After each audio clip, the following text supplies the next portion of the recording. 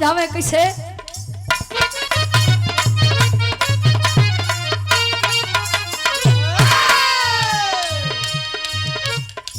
नया नया झबले बाटे जवानी बाटे जवानी नया नया झबले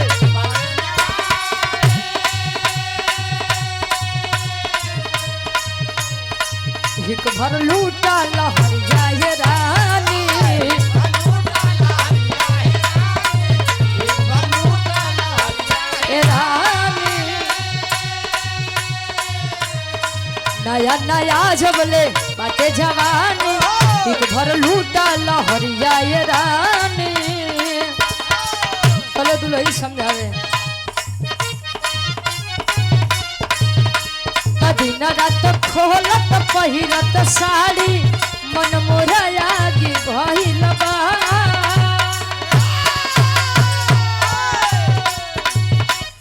दिन रात खोलत पहिरत साड़ी मन मोरया की भइल बा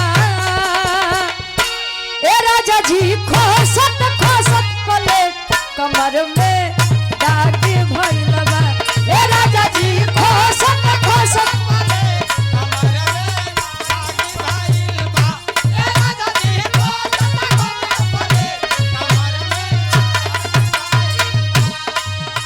और ये स्वास्थ्य इंजीनियर हरियाणा से भाई के द्वारा 50 रुपया आपके कर लेके आया है।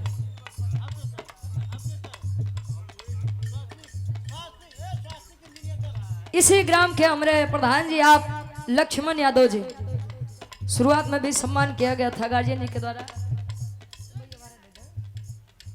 सुंदर माला और ये ढेर सारा मां पुरस्कार देकर सम्मान किया गया पहले दिन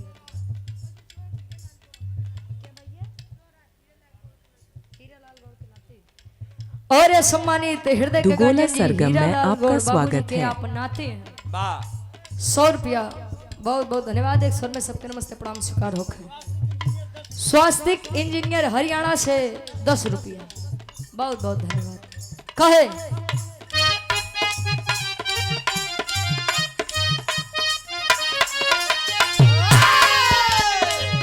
अहिर बेईमानवा ले जला गवानवा ले जला गवानवा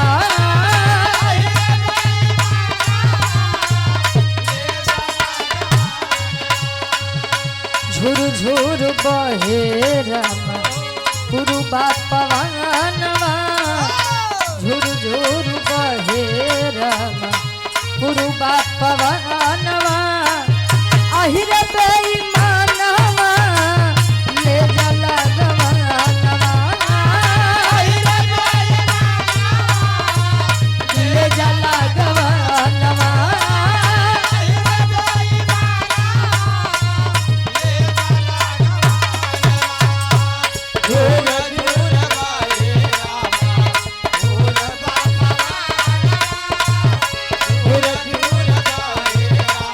पुरुबा पवनवा अहिर बेईमानवा ले जला गवानवा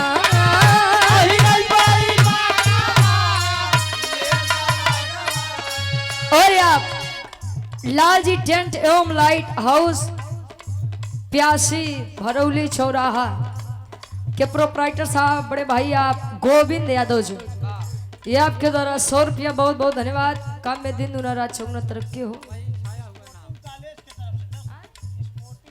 स्पोर्टिंग कॉलेज की तरफ से 10 रुपया बहुत बहुत धन्यवाद।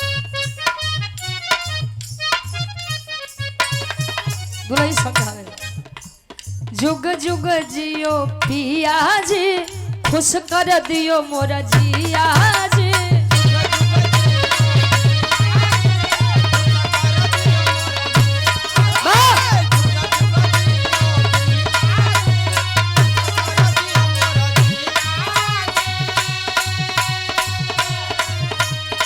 सुगनियन पढ़ावल हमर लागत सेट कर दियो जी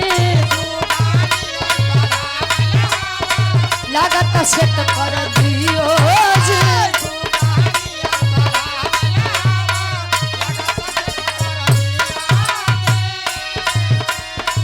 जुग जुग जियो पिया जी खुश कर दियो मेरा जिया जी सुगनियन पढ़ावला हमर लागत सेट कर दियो जी।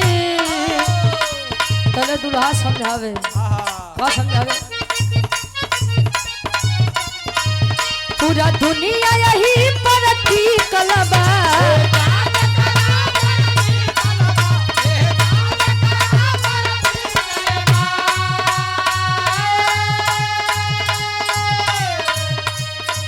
पूरा दुनिया यही पर की कलबा ए जान झकरा पर की कलबा।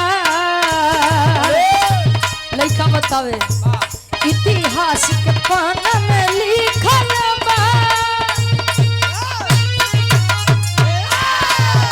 इतिहास के पाना में लिखल बा मेहरारू से केहू न जीतल बा।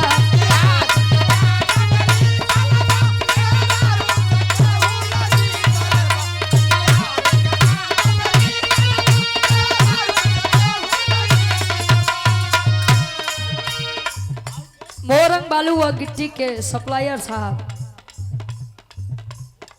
राम सिंह यादव उर्फ मंटू भैया हमारे ये भाई के द्वारा 100 रुपया बहुत बहुत धन्यवाद। आशीर्वाद के चारे के हम बच्चे अपनी कला में कामयाब रहें समय पर डिलीवरी के लिए संपर्क करें। क्या बात है हाईटेक मुसैला 10 रुपया बहुत बहुत धन्यवाद। बारे भैया और आप सम्मानित गार्जियन जी माधव यादव जी टेलर ऑपरेटर अच्छा ऑल इंडिया। आप देख रहे हैं दुगोला सरगम के माध्यम से। बहुत बहुत धन्यवाद। वैसे सावन के महीनों आवे वाला बा ये आपके द्वारा 100 रुपया बहुत बहुत धन्यवाद। आशीर्वाद के चारे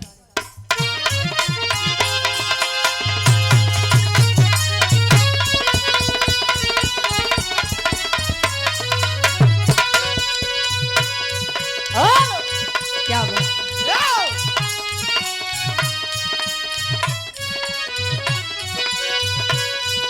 अब है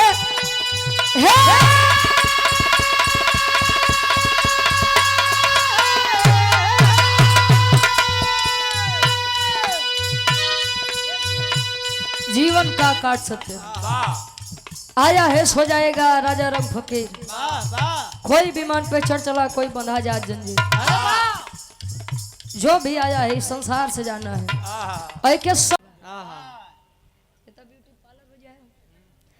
माई के बखान माई के वंदना हो गया गुरुजी प्रसादी बाटे अच्छा कुछ ले के आया 2 मुरब्बा 1 केला अच्छा 2 मुरब्बा 1 केला में के दे मुरब्बा पेड़ दिया जाए अकेला हुई सबको छिरी दिया जाए प्रतापगढ़ से आवता का खैर ठीक बा आवा एक आध लाइन कुछ बजाओ फिर एक छोट सा निगुड़ हो जाओ फिर सोलंकी भैया के नंबर है वाह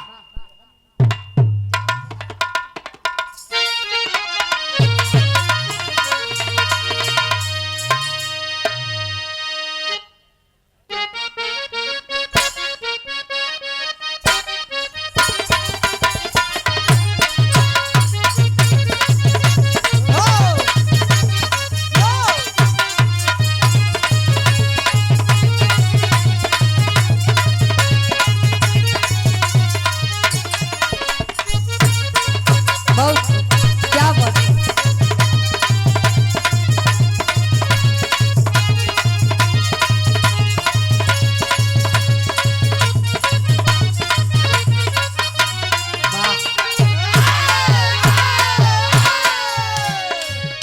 ऐसे आदमी हो गुरुजी तोरी जैसा हो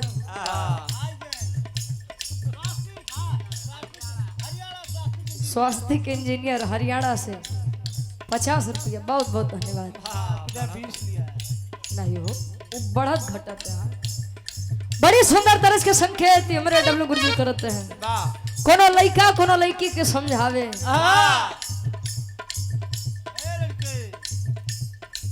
लड़का समझावे लड़की नहीं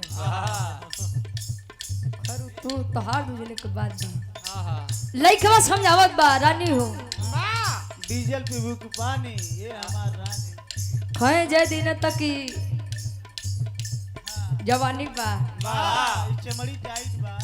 तय दिन तक खेला खाना तो बुढ़ौती आ जाई हां लक माला नहीं हो गया। तले तो राम राम करें के बा जैसे ही मान ला हमरे डब्लू गुरुजी समझावत हैं अपने मल के